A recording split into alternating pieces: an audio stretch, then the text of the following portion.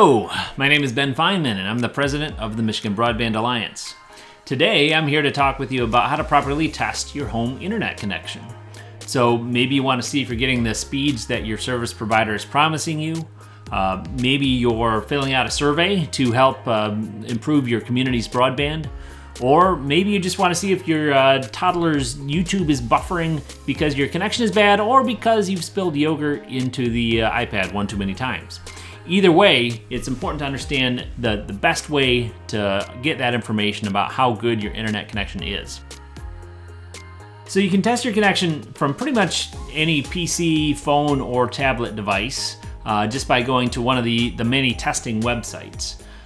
The best way to test is by connecting a PC directly to your internet router using an Ethernet cable. An Ethernet cable looks like this. If you have an Ethernet jack in your house, you should plug into that as the best way to get a fast connection back to your router. So the first thing to do is find your router. The router is that box with the blinky lights that is either hidden somewhere in your basement or tucked away in a closet or maybe buried in the nest of cables behind your TV, if it's anything like my house. But once you've found your router, go ahead and plug directly into it. And one end goes into your router and the other end goes directly into your computer, or not always directly. If you have one of the newer MacBooks like I do, then you also have to first dig around in your dongle drawer until you find the Ethernet dongle, because you can't plug things directly into Macs anymore. Thanks, Apple. But once you found that and plugged directly in, a good place to start would be by giving the router a reboot, because if anybody else is a fan of the IT crowd, we know the first place to start is by turning it off and on again. If you don't have an Ethernet cable, that's okay. Just make sure your computer is in the same room as the router so that you get the best possible Wi-Fi signal. Now that you're connected, you should try to make sure that nobody in the house is hogging your internet bandwidth. So go and ask your spouse to pause the Netflix, get grandma off of FaceTime, and make sure your computer isn't downloading the latest World of Warcraft update. After you've done that, it's worth noting what time of day it is. So the internet rush hour is generally considered to be between 7 p.m. and 11 p.m. at night. So if it's during that time, it's not a bad thing to test to see if you're getting congestion during the evening, but it's maybe a good idea to also test at another time of day as well. So now let's go ahead and test your speed. Let's start by opening a web browser, preferably Chrome or Firefox, and going to speed.measurementlab.net. And once you agree to the terms of service and click the begin button, then it will start to test your speed. So as it starts, you can see that it begins by testing your download, and so it's sending a bunch of data from the server to your computer and seeing how fast it can do that. After it finishes testing the download, it does the opposite and sends a bunch of data from your computer back up to the server to see how fast that can happen.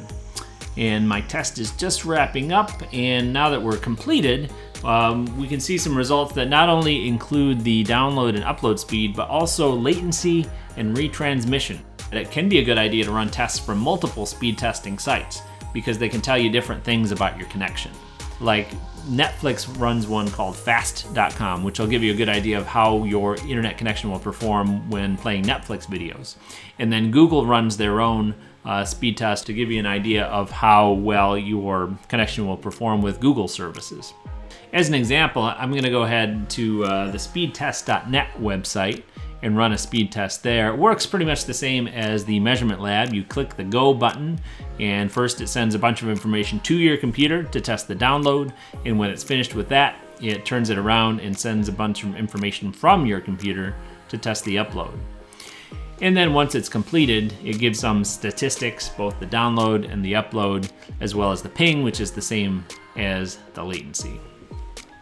If you're plugged into Ethernet, but you're not able to get over 100 megabits on a speed test, you might want to double check and make sure that your device has a gigabit Ethernet port, because a lot of older devices actually have ports that are limited to 100 megabits in Ethernet speed. Similarly with wireless, if you think you're not getting the speeds that you should be over a wireless connection, you might want to try testing either from a newer device that might have support for the newer wireless standards, or if you have an older wireless router, it might be reasonable to look at upgrading that to take advantage of the newer wireless standards that are available. So now you've done everything possible to get an accurate speed test result. But let's say you've done this and you're still not getting the speeds that you think you should. So what can you do about it? The first thing to do is call your internet service provider. And in some cases, they can help do some troubleshooting either within your home network or on their end to help resolve an issue and get you closer to the speeds that they're advertising. If that is not successful, you can always look and see if there's another internet service provider to switch to. Unfortunately, in the state of Michigan, we're in a situation where only about half of households actually have access to more than one fixed internet service provider. Finally, if you're stuck with a connection that doesn't meet your needs and you don't have another choice, I might recommend taking a look at the Michigan Moonshot initiative. And Merit's done a great job at aggregating a lot of resources to help people close the broadband gap for their own communities.